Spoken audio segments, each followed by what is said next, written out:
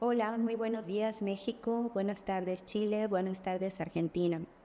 Bienvenidos todos al podcast De Acuerdo en su tercera edición. Estamos muy contentos porque hoy le damos la bienvenida al doctor Alejandro Nató, como ya dije, de Argentina. Es doctor en mediación y negociación, es doctor en Derecho y actualmente es el presidente del Centro Internacional para el Estudio de la Democracia y la Paz Social. Bienvenido Sergio, bienvenido Ale, bienvenidos todos a esta tercera edición del podcast, ¿de acuerdo? Que esperamos les guste muchísimo. Bienvenidos. No, gracias a vos por el convite y por darme la oportunidad de compartir con ustedes. Gracias. Muchas gracias, Claudia. Saludos, Ale. Quería hacer un comentario, Claudia. ¿Sabes qué? Escuché nuevamente una historia típica latinoamericana que es el cuento del colibrí en el incendio. No sé si lo conocen. Hay un incendio en el bosque, básicamente, y están todos los animales arrancando del bosque y el puma se encuentra con un colibrí que va en dirección opuesta a donde todos arrancan. Ve pasar el colibrí una vez hacia el fuego, después de vuelta hacia el río el colibrí, hasta que le pregunta, le dice, colibrí, ¿pero qué estás haciendo? Estoy yendo a buscar agua al río para apagar el incendio. Y dice, pero qué ridículo, qué, qué tontera, colibrí, lo que estás haciendo, nunca vas a lograr apagar el incendio. Y el colibrí mira al puma y le dice, sí, tienes razón, pero estoy haciendo lo mío. Y siento que reunirnos a conversar es eso, estamos haciendo la parte que nos corresponde. Y creo que es súper importante en el sentido de que cómo duplicamos las cosas los seres humanos, que más gente vaya haciendo lo que le corresponde para avanzar hacia la paz, hacia tener conductas pacíficas, hacia no vivir las situaciones que estamos viendo ahora en el mundo. Eso. Sí, efectivamente, creo que este cuento del colibrí me gusta mucho. Empezar cada uno de nosotros la parte que nos toca y de alguna manera también comunicarnos como lo estamos haciendo el día de hoy para ir construyendo redes. No sé qué opinas, Alejandro. Hay trabajo que hacer. Sí, hay un camino para recorrer juntos.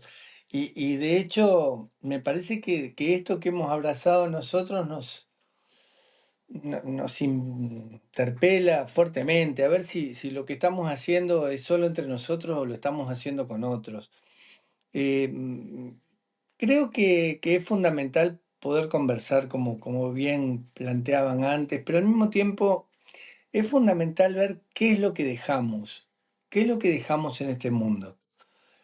Si estamos en condiciones de poder traspasarlo de generación en generación, si estamos en condiciones de trazar un camino que lo quieran recorrer otros y hasta dónde lo estamos haciendo bien. Me parece que todas estas cosas nos ponen en vilo en la etapa que estamos viviendo. No sé ustedes cómo lo ven, pero yo creo que es una etapa bastante fuerte como para transitarla, para vivirla y que, bueno, yo no quiero pasar sin pena ni gloria, ¿eh? Ya no pasaste sin pena ni gloria. ¿Quieres más gloria, Alejandro? No, no, la gloria es otra cosa. La gloria es poder mirar a los ojos a un hijo y decirle, bueno, yo hice todo lo que tuve a mi alcance. La gloria es poder tener autoridad moral para poder hacer esas cosas y me parece que si cada uno de nosotros construimos con nuestro granito de arena algo, bueno, estamos dejando por lo menos un semillero. Que son esos chicos, que son esas generaciones nuevas que van a venir, que también deberían ser parte de una infraestructura de paz. Yo creo que esto que nosotros lo abrazamos con cierto grado de compromiso, con cierto grado de pasión. Bueno, lo estamos reproduciendo del modo que lo tenemos que reproducir. ¿Estamos polinizando nuestro campo o nos falta muchísimo por hacer y nos estamos quedando muy en el regodeo entre nosotros mismos? Creo que eso verdaderamente nos pone en un lugar de discusión que a mí me encantaría que lo podamos conversar entre nosotros.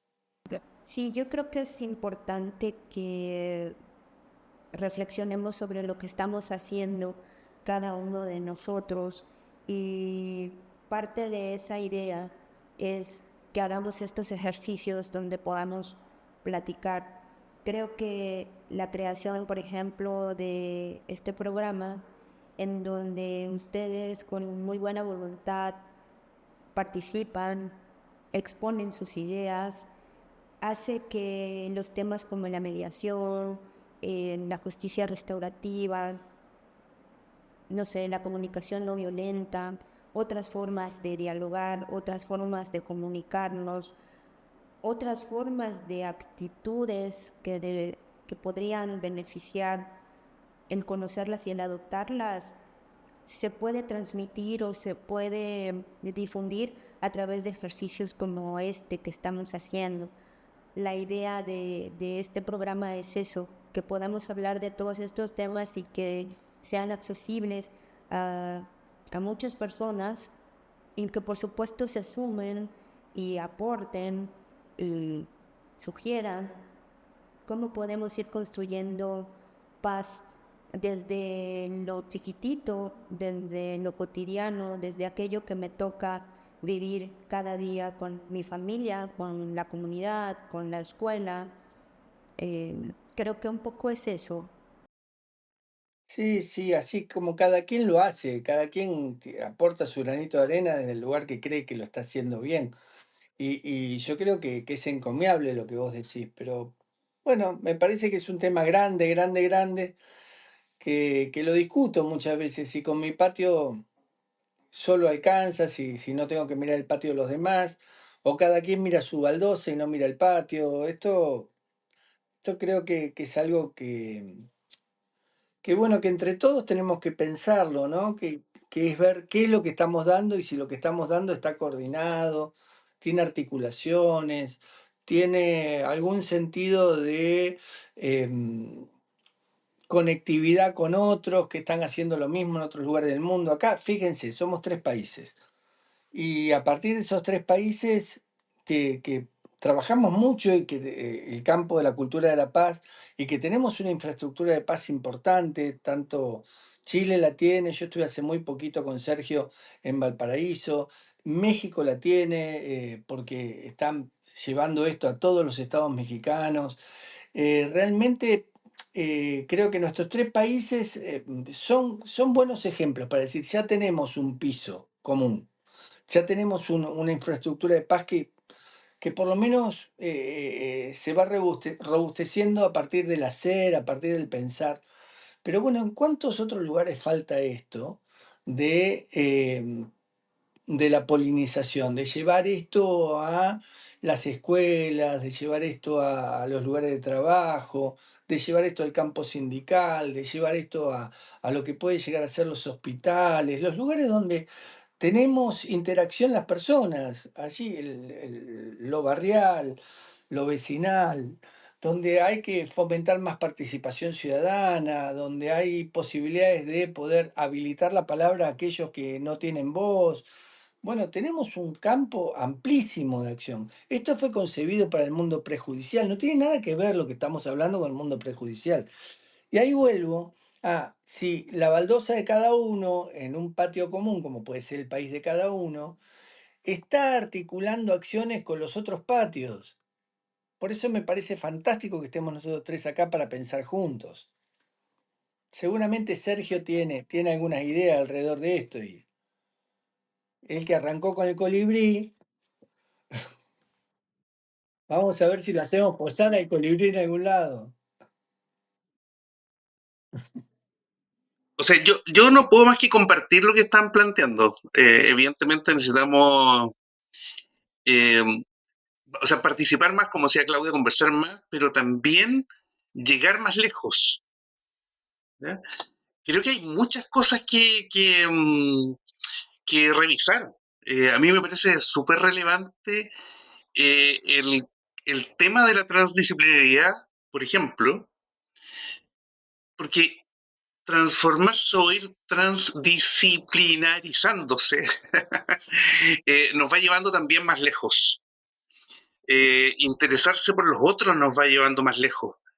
A mí me parece súper importante los aportes que está haciendo la neurociencia a razón de lo que planteaba Alejandro, eh, con cómo la cultura se hereda. Es impresionante cómo las generaciones actuales influyen sobre las siguientes por la activación de genes. Eh, entonces es impresionante que los genes asociados a la comunicación, a la empatía, hay genes que se activan o que evolutivamente han desarrollado activaciones a partir de la comunidad, de la conducta gregaria, etcétera, y eso se va transmitiendo generacionalmente. Entonces creo que las acciones hoy van a repercutir en el futuro necesariamente, y eso me da algún nivel de optimismo, a pesar de que yo soy muy crítico para las cosas, pero me da algún nivel de optimismo pensar así. Un poco desde la antropología, esta mezcla de antropología y neurociencia que está haciendo unos aportes impresionantes. Eh, pero tenemos un mundo de desarrollos que abordar. La situación que estamos viviendo hoy en día en el tema palestino-israelita, como por un lado unos agentes actúan de una manera y otros de otra manera diametralmente opuesta, o como eso entre países, pero dentro de un país también hay diferentes opiniones, diferentes puntos de vista. Entonces hay un montón de cosas de las que es necesario conversar. Hay que revisar los mecanismos, porque obviamente eh, es- es- a mí me resulta impensado la paz desde la lógica eh, posterior a la Segunda Guerra Mundial. Y no estoy criticando los derechos humanos, pero la paz impuesta me parece un concepto muy extraño. Yo creo en la paz desarrollada. O sea, creo que las personas pueden tener conductas pacíficas. Porque si en algún minuto fuimos capaces de dar el salto en conjunto a la agricultura, producto de fermentar alcohol, o sea, para tomar cerveza, una conducta totalmente gregaria y comunitaria, creo que son esos aspectos que tenemos evolutivos que nos pueden ir guiando a desarrollar conductas pacíficas, más que a un concepto de imponer paz desde una lógica como estructural, como no horizontal. ¿Se entiende lo que estoy diciendo? Como un comercial, aquí en Chile había un comercial que decía, salía una modelo y decía, ¿o es muy tonto lo que estoy diciendo? Le preguntaba al público. No, Sergio, yo no creo que sea tonto lo que estás diciendo. Yo creo que tienes razón y creo firmemente que la paz se construye. Pero para poder construir paz, creo que no podemos perder de vista que hay un toque individual. Nadie puede dar lo que no tiene. Entonces, yo cómo procuro mi paz, cómo conecto conmigo mismo y cómo atiendo las necesidades que tengo para luego poder reflejarlas en peticiones o en solicitudes hacia los demás. Eso es algo que a mí me inquieta mucho, pero bueno, ustedes tienen mucha más experiencia en la parte social y en la parte comunitaria y cómo gestionar esa parte individual para que yo pueda sentarme en la mesa con un grupo de personas y ser consciente de mis necesidades y de las necesidades de los demás. ¿Sabes qué? Yo, tomando lo que tú dices y un poco darle el pie a Alejandro, eh, en el ámbito de los acuerdos por consenso, que estábamos hablando para la administración de bienes comunes o de los recursos naturales, lo más cercano que hay está en el contexto de la mediación comunitaria, específicamente en la mediación multipartes, que como dice, no sé si Alejandro directamente o la Defensoría de Vecinos de Montevideo, eh, que se maneja bien en escenarios más bien complejos y en el cual intervienen muchos actores. Eh, que surge como necesidad porque la institucionalidad o las autoridades públicas no han podido dar soluciones dentro de los marcos institucionales. Ah, NATO 2006. Sí, citando a Alejandro. Claro, porque no han podido dar respuesta a esta necesidad, Claudia, que tú planteas, a cosas que requieren respuesta. Eh, Hay un pensador que desde el punto de vista económico piensa sobre el tema de cuándo recurrir al consenso y plantea cosas muy coherentes y que son muy alineadas con lo que pasa en el contexto pesquero chileno y con la mediación multiparte, porque dice, hay tareas que no le conviene al Estado tratar de desarrollar solo. Aquellas donde no hay el conocimiento suficiente, pero también aquellas donde no importa lo que haga, no va a ser un resultado que satisfaga a todos. Me parece una práctica súper inteligente. Eh, y en el ámbito de esto de los, como de los recursos naturales o de aquellos de los cuales depende la existencia de la humanidad, eh, para citarlo en el contexto de los bienes comunes, eh, el ámbito de acuerdo tiene que ser consensuado. Y alejado del consenso, este consenso político que se refiere solamente a las mayorías, sino que al consenso real, pues, a esta definición de la Real Academia que los incluye a todos y no necesariamente habla de acuerdos mayoritarios, sino que más bien de acuerdos argumentativos, o sea, donde aunque solo uno quería plantear ese acuerdo, pero lo hacía desde la razón, desde la presentación de un argumento, de la evidencia y de las implicancias de esa argumentación, esa práctica como argumentativa de Habermas, por decirlo de alguna manera. Qué interesante. Mira, yo vengo diciendo que si las recetas ofrecidas como infalibles no funcionan y debemos repensar nuevamente las causas que han generado los problemas. Y la verdad es que muchas de esas causas hoy siguen vigentes. Tenemos un Estado en retirada en muchos lugares donde debería estar presente. Y aparte con justificaciones hasta filosóficas de por qué el Estado se tiene que retirar. Y bueno, cada vez hay más agoreros del rol del Estado y de la presencia del Estado, con lo cual incluso hasta tienen consenso para marcar esto. Y yo creo que hay lugares donde deberíamos pensar todo nuestro campo de acción para fortalecer los recursos que tiene el Estado para atender la conflictividad, para fortalecer también lo que son los sistemas desde donde pensamos que se puede asir la participación ciudadana, garantizar la palabra, el derecho a la palabra, darle voz a los sectores que tienen que tener voz, aplicar los derechos de las personas para que verdaderamente, más allá del acceso a los derechos, tengan posibilidad de decir lo que tienen que decir. Y creo que es el Estado el que tiene que garantizar esto. Hay algo muy interesante que tiene que ver hasta dónde hacemos dignos a los ciudadanos los que vivimos dentro de un lugar. Y si esos ciudadanos verdaderamente tienen derecho a la dignidad o meramente decimos que son dignos y alcanza. Bueno, y ahí tienen que tener posibilidades de despliegue, tienen que tener posibilidades de ejercicio, y eso lo tiene que garantizar el Estado.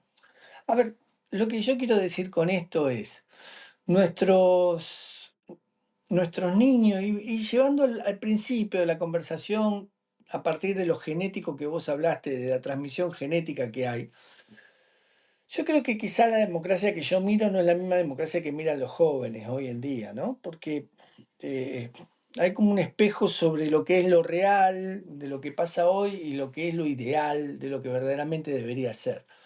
Y a partir de eso se están desestabilizando institucionalidades, se están vaciando la política, hay debilidades institucionales muy marcadas y un justificativo ideológico que genera ese acervo desde donde perforar esas institucionalidades. Más allá que hoy votemos, contemos los votos, más allá que hoy tengamos algunos principios de libertad de expresión que podamos tener. Bueno, la verdad es que igualmente hay modelos de sistemas democráticos que se enfrentan entre lo que quiere uno y lo que quiere otro. Entonces aquí sí viene una gran discusión. ¿Hasta dónde determinado tipo de mecanismos que tienen que ser asimilados, fomentados, difundidos por el Estado, en la discusión de un Estado en retirada o de esto que bueno sería que el Estado desaparezca, que está en boca de muchos, y la verdad que hay una contradicción enorme para la atención de conflictos, para la asimilación del conflicto y al mismo tiempo para poder darle viabilidad al conflicto. Y yo creo que esto hace la calidad y contenido de la democracia. Claro que eso es lo que creo yo dentro de lo que es mi concepción de la democracia. Pero ahí viene lo que creen algunas generaciones venideras que están más abrazadas a principios que, que lógicamente afloran a partir de las nuevas modalidades de trabajo, afloran a partir de las nuevas tecnologías que le han dado un lugar importantísimo a lo personal, al individualismo. Y esto hace bueno, que esos principios de solidaridad, comunalidad, de los cuales quizás los veamos como ideales, no estén más en algunos lugares. Y acá sí quiero poner algo a discutir con ustedes, que tiene que ver con la discusión que quiero tener. Eh, ¿Es viable hablar de el diálogo, el poder de la palabra, cuando hay muchos sectores que vos hablas de esto y se crispan, salen corriendo? Si yo digo, cada vez que menciono, vamos a dialogar, algunos me miran como diciendo, bueno, mejor no, claro, mejor déjame hacer juicio, mejor déjame posicionarme, ya que vos trajiste los conflictos socioambientales, mejor déjame postular mis ideas en algún lugar donde no me pongas en paridad de condiciones con un poder que muchas veces siempre se hace dentro de ese espacio ideológico lo que quiere ese poder.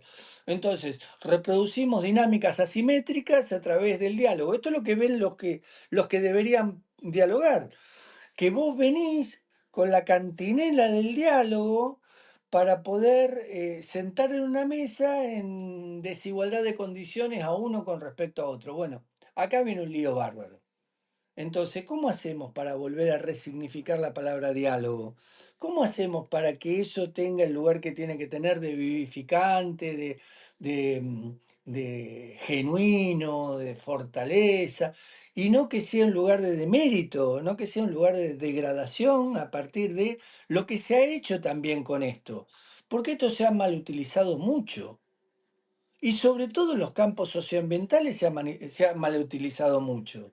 Entonces aparecieron algunos terceros diciendo yo soy mediador y en verdad los mandaba la empresa y en verdad los mandaba el Estado para hacerle juego a la empresa. Entonces lo que digo es, cuidado con enamorarnos de algunas palabras si no las resignificamos, no le ponemos el lugar que tienen que tener y al mismo tiempo no formamos a nuestros operadores de conflictos con todos los elementos que tienen que tener para que hagan las cosas desde el punto de vista ético-político. Porque hay un posicionamiento ético-político que tienen que tener. No sé, ¿ustedes qué opinan de todo esto? Oye, es una locura lo que planteaste, Alejandro, porque yo justo estaba pensando en estas tendencias un poco bien globales que tienen algunos factores en común. Y es la transformación de la educación, donde yo te puedo hablar más cercano del caso chileno, donde se eliminó la filosofía, la educación cívica, etcétera, etcétera, etcétera. Y claro, después queremos que la gente participe de la acción democrática sin una base sobre la cual construir un pensamiento. Entonces, cuando uno no tiene una base sobre la cual construir un pensamiento, una ideología, un punto de observación, está atento entonces a los memes, al que grita más fuerte, al más brusco, al líder de la organización, no sé, más que contenidos de fondo. Entonces, la práctica democrática en las condiciones actuales de muchos países de la región no es una práctica satisfactoria por este desequilibrio desmesurado que hay, donde a la gente no se le entregan los elementos básicos para construirse una manera de ver. Eh, entonces yo tiendo a echarle la culpa a la educación de casi todas las cosas, pero creo que aquí tenemos un componente que ha debilitado sistemáticamente la democracia y es la formación de la gente. Incluso no solamente a nivel básico, sino que también a nivel más avanzado. Las éticas en las universidades están cada vez más reducidas. Las actividades en torno al desarrollo sociocognitivo son cada vez más reducidas. Y desde ese punto de vista creo que es preocupante. Y el llamado, claro, eh, es a nosotros mismos, en el fondo, que somos el Estado, ¿verdad? Eh, entonces, volvemos al comienzo de la conversación. Nosotros somos el Estado, nosotros también somos la paz. El colibrí hace su pega, va a apagar el incendio, aunque aparece una gota en el océano que no se va a notar nada. Pero somos primates, 12 pares de nervios craneanos, copiamos, imitamos, tratamos de hacerlo bien, tenemos algunas expectativas con la comunidad. Nuestro éxito evolutivo se basa en la comunidad, en la cooperación. Eh, Sin embargo, también es cierto que hay un flujo de intereses que es súper poderoso. A mí me llama profundo, o siempre me ha llamado la atención, y va a sonar como que me estoy desviando un poco, pero siempre me ha llamado poderosamente la atención cómo se ha desviado la lógica evolutiva de Darwin hacia la competencia del más fuerte, como casi que fuera una teoría económica. Y se ha desprestigiado, o no se ha desprestigiado, pero se ha invisibilizado no solamente la componente más fuerte de las teorías de Darwin, sino que también se ha invisibilizado a una mujer, no solamente por el hecho de ser mujer, sino que porque la doctora Lynn Margulis lo que dice es, ojo, la evolución es por cooperación, no es por competencia. Son los sistemas los que evolucionan. ¿Eh? Y ahí, cuando uno empieza a verlo desde la lógica comunitaria, uno va viendo que los ejemplos no solamente están en el ser humano, están en los animales, están en las plantas, cómo son las comunidades las que evolucionan. Eh, pero eso es una línea de pensamiento súper apagado, o sea, y que ha sido invisibilizado, yo creo que por dos motivos, por un motivo económico y por un motivo que quien estaba detrás de esta línea de pensamiento era una mujer, brillante por lo demás. Pero claro, tenemos estos como, no sé si llaman poderes, pero por lo menos fuerzas que parecieran como ir en contra de la lógica del sapiens sapiens, de este ser humano pensante, gregario, comunitario. Y claro, yo creo que hay que tratar de abordarla y volver. Había una persona que trabajaba en operaciones que siempre decía cuando había algún problema, hay que volver a lo básico. Me parece tan inteligente volver a lo básico. Es muy importante lo que dice Sergio, volver a lo básico. Y volver a lo básico tiene que ver también con cómo volvemos a confiar en nosotros mismos y en los demás. Siguiendo un poco lo que dijo Alejandro de resignificar la palabra diálogo, yo creo que esta resignificación puede ser presencia, presencia conmigo y presencia con la otra persona. No sé, comprender que tenemos una vulnerabilidad compartida. Y creo que tiene que ver esto, perdónenme que insista con las cuestiones personales o con las cuestiones individuales, porque tenemos que empezar con conocernos y transformarnos nosotros mismos. Sí la escucha, sí la conversación, pero desde un punto, desde una palabra que para mí representa mucho y que puede ser tema de resignificación del diálogo, que es la conexión. Una conexión conmigo mismo y una conexión con la otra persona o con el grupo de personas con el que me estoy desenvolviendo. Yo pienso que si podemos hacer ese análisis de nosotros mismos y de poder entablar confianza con la otra persona, de poder conectar con la otra persona, es que entonces nos podremos sentar en las mesas a conversar. y considerar esta oportunidad de sentarme con el otro a conversar como aquello que me permite conocerlo, conocer sus necesidades, conocer qué piensa, conocer qué siente, desde su posición, desde su perspectiva. Y creo que eso es algo como necesario, importante, que tenemos que considerar. Que no pierdes poder al escuchar al otro, que no necesariamente significa que tienes que aceptar lo que dice el otro, sino que es la oportunidad de saber qué es lo que piensa, qué es lo que siente y qué es lo que necesita, y también es una oportunidad de yo manifestar lo mismo en igualdad de circunstancias. ¿Cómo hacemos eso? ¿Cómo hacemos que volvamos a confiar en nosotros mismos y en los demás? ¿Cómo perdemos ese miedo a ser vulnerables frente al otro? Y cómo le pedimos al otro o a los otros que cuando yo me muestre con esta vulnerabilidad no haga mal uso de ella, no la utilice para manipularme. ¿Cómo se hace eso? Hablemos de eso también. Sí, sí, te lo tomo así como lo planteas y al mismo tiempo te digo algo que me parece que es fundamental para que lo podamos pensar, que es la potencialidad de nuestro campo de acción, que es la gran capacidad que tiene el mundo de la gestión constructiva de conflictos, de poder conectar con diferentes espacios, con diferentes actores, con diferentes ámbitos, ya sea local, nacional, internacional, que no lo tienen otros instrumentos de acción. Y lo tomo así para poder no tener una visión esperanzadora, ilusa, innecesaria, de época conductista, sino lo que pretendo es que podamos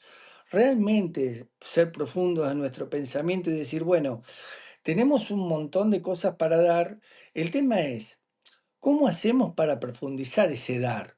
¿Cómo hacemos para que esa potencialidad que tiene sea verdaderamente maximizada? Y me parece que deberíamos estar trabajando en múltiples niveles, que nuestro rol debería ser mucho más activo desde lo multivectorial y no quedarnos dentro de lo que es nuestra quintita, que tiene que ver con nuestra baldosa, y simplemente aliviarnos por estar haciendo algo que teóricamente lo llamamos cultura de paz. Primero, si es nuestra baldosa solo, no tiene nada que ver con la cultura de paz. Si no la integramos con todas las baldosas que forman parte de un patio. Y si esos patios no se juntan, tampoco podemos hablar de cultura de paz. Miren, yo siempre tomo como ejemplo lo que es el mundo de lo nuclear para decir, bueno, con la nuclearización se puede tener desde las medicinas aplicadas, lo oncológico, lo radiológico, como la bomba atómica o las armas nucleares. Tenemos doble vía para poder pensarlo esto. Bueno, así también nuestro campo de acción tenemos doble vía. Y una de las vías que yo creo que no es tan edificante es esta de quedarme con lo que yo hago que alcanza. Entonces, vuelvo al colibrí para discutir la gotita de agua. Me parece fantástico que cada quien lleve la gotita de agua, pero ¿saben qué? Necesitamos tener un nido común. Necesitamos tener un lugar donde volvamos todos a pensar de nuevo para ver cómo hacemos para que esa gotita que cada uno la lleve al lugar que corresponde. Porque quizá en esta etapa donde es tan fuerte el campo del armamentismo, el campo de lo que es la violencia, lo que es la injusticia, lo que es la infraestructura de la desigualdad, requiere de mayor tipo de posicionamiento de esto de la paz positiva, que es el cuerpo de nuestro campo, ¿no? Esto de la cultura de la paz en serio, de trabajar por achicar la violencia en la práctica, por achicar degradar violencias, achicar las desigualdades. Yo creo que hay mucho para hacer Ir contra la cultura del odio, la cancelación del otro, que forma parte también de un cliché de época o de algo que les gusta mucho a los políticos, tratar de despolarizar campos polarizados. Hay mucho para hacer, tenemos mucho para dar, mucho, mucho. El tema es, bueno, pensemos si con la gotita alcanza.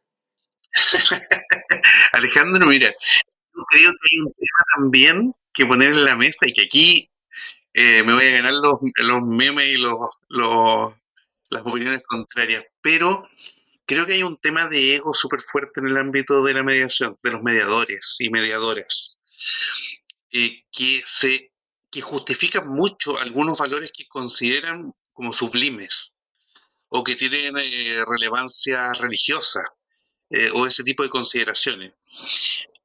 Y creo que esa humildad se ve súper manifiesta cuando no toman herramientas de otras especialidades. Mira, del marketing. El marketing, en una rama del marketing, usan una sigla que se llama PADE, o CIPADE, que es promoción, asociación, duplicación, edificación, como base del marketing. Claro, promocionar lo que se promociona, las conductas pacíficas, el diálogo, los mecanismos de comunicación, etcétera. ¿Qué se edifica? A las personas que están haciendo acciones.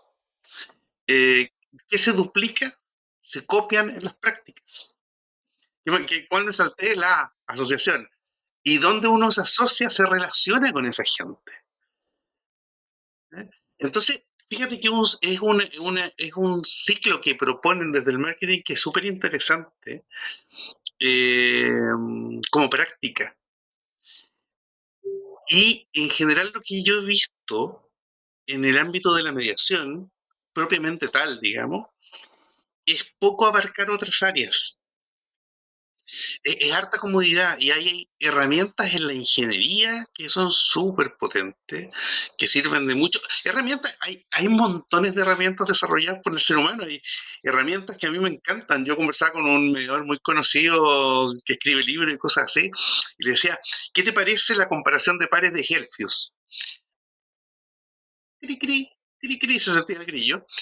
Porque en realidad, claro, es una persona que ha aplicado un conjunto de herramientas durante mucho tiempo que están asociadas como la mediación propiamente tal, porque es altruista, por un montón de cosas que deben ser muy importantes, yo no lo sé, no soy filósofo, deben ser temas súper importantes, pero hay herramientas sumamente útiles para visualizar los acuerdos o visualizar cómo piensa el otro y verlo y establecer buenos diálogos. Hay muchas herramientas asociadas que no necesariamente son solo dialécticas. ¿Eh? O sea, solamente Helfus, que es un investigador, él desarrolló más de 80, solo él. Entonces, creo que hay un conjunto de herramientas y lo que notaba aquí como punto es que también en el ámbito de la mediación hay un ego importante en el sentido que valoran un montón de cosas que consideran que son buenas por sí solas, debe estar bien, pero eso también genera una limitante para acceder a otras herramientas que vienen de otros mundos y que pudieran ser eh, muy buena, muy buena compañía, por decirlo así. Nos entretuvimos en un montón de cosas conversando y no es que yo no quiera cumplir mis promesas, sino que nos entretuvimos en un montón de cosas, Claudia. Pero en algún minuto también tenemos que abordar técnicas, herramientas, principios. Eh, y que además que me gusta mucho el concepto de cuestionar lo establecido desde otras miradas, como el ejemplo de la voluntariedad que hicimos en el caso pasado, o la relevancia de los objetivos comunes, que pareciera así, ese ser como un principio transversal a las distintas mediaciones, que hay algo en común que resolver. Eh, Creo que hay harto tema que tenemos que conversar. hay mucho que hacer en realidad, Claudia, así que nuevamente aprovecho esta oportunidad de agradecerte por la invitación, agradecerte la oportunidad de conversar con un maestro del nivel de Alejandro, y que podamos compartirlo y avanzar entre más países. Un abrazo. eh, bueno, ya están en Buenas tardes México, así que buenas tardes México, buenas tardes Argentina y buenas tardes también para Chile. Muchas gracias. Bueno, qué lindo lo que acabas de decir. Gracias a vos, gracias a Claudia. Encantado de estar conversando con ustedes y al mismo tiempo de decir qué bueno que es poner sobre el tapete algunas cuestiones que tienen que ver con la necesidad de ser problematizadas. Y e ir un poco más allá del pensamiento instrumental impugnatorio que tiene el campo de la mediación, que lo que no es herramienta no es. Si no, yo siempre digo que seríamos ferreteros o deberíamos ser ferreteros más que mediadores. Eh, Tenemos que salir de ese lugar de decir, no, no, hablemos de herramientas. Miren, creo que nos falta mucha teoría todavía, profundizar sobre la teoría y a partir de las múltiples disciplinas darle más vida al campo de la gestión de conflictos. Vos trajiste algo del marketing que me encantó y yo podría decir, bueno, ¿y cuánto hay del mundo transdisciplinario que no estamos trayendo y lo podríamos abrevar rápidamente? Por eso, ¿cómo hacemos para ir a buscar profesionales de muchas disciplinas que puedan venir a sumarse y que sientan que sumándose al campo de la gestión constructiva de conflictos tienen un lugar también? Tienen un lugar. Yo a veces creo que somos un poco expulsivos y a veces creo que no nos damos cuenta y que quizá algunos pocos ocupamos muchos espacios y no estamos calando, no estamos trayendo de abajo para arriba. Me siento dentro de ese grupo de los pocos que ocupan muchos espacios. Por eso me lo estoy replanteando en este momento de ver cómo hacemos para integrar a la mayor cantidad de disciplinas posibles, a la mayor cantidad de gente de generaciones venideras, también a los congresos, a los lugares donde se puede postular la voz. Hay tanta gente que tiene tanto para decir. Miren, yo festejo lo que hace CLAIP o lo que hacen algunos espacios o mediadores en red mismo de Argentina, que buscan darle un espacio a los jóvenes y que escuchan a los jóvenes, tratar de escuchar más a los jóvenes, pero darle la palabra para que ellos sean los protagonistas, que ellos sean los que den los talleres, que ellos sean los que puedan brindarnos su conocimiento. Tenemos como dos mundos que los tenemos que integrar y faltan interfaces en esa integración de esos dos mundos. Y creo que nuestro campo debería ser un ejemplo de cómo integrar esos dos mundos. No hace falta ver una serie como Adolescencia para darnos cuenta qué lejos estamos los unos de otros o qué afuera que quedamos los adultos de los adolescentes.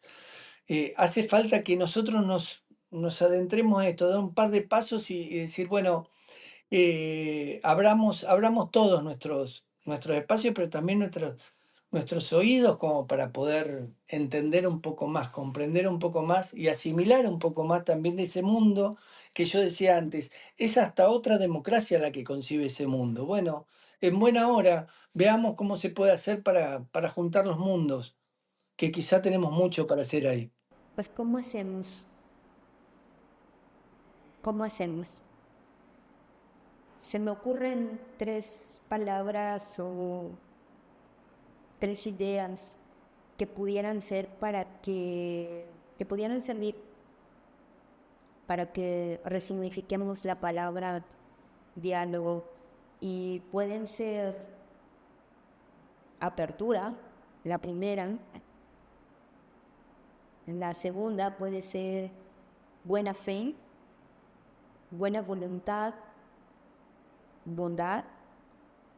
Y la tercera es conectar conmigo mismo para luego comunicar y poder conectar con la otra persona. no sé, dejo estas ideas aquí que retomaremos en el siguiente podcast, en el número 4. Yo les agradezco muchísimo, Alejandro, Sergio, su participación, sus aportaciones, su compromiso y desde luego el que me permitieran compartir con ustedes este espacio de tiempo. Gracias por estar aquí, gracias por aceptar participar y nos vemos en el próximo podcast. Gracias a todos. Ahora sí, buenas tardes México, buenas tardes Chile, buenas tardes Argentina. Un abrazo fraterno para todos. Hasta el próximo.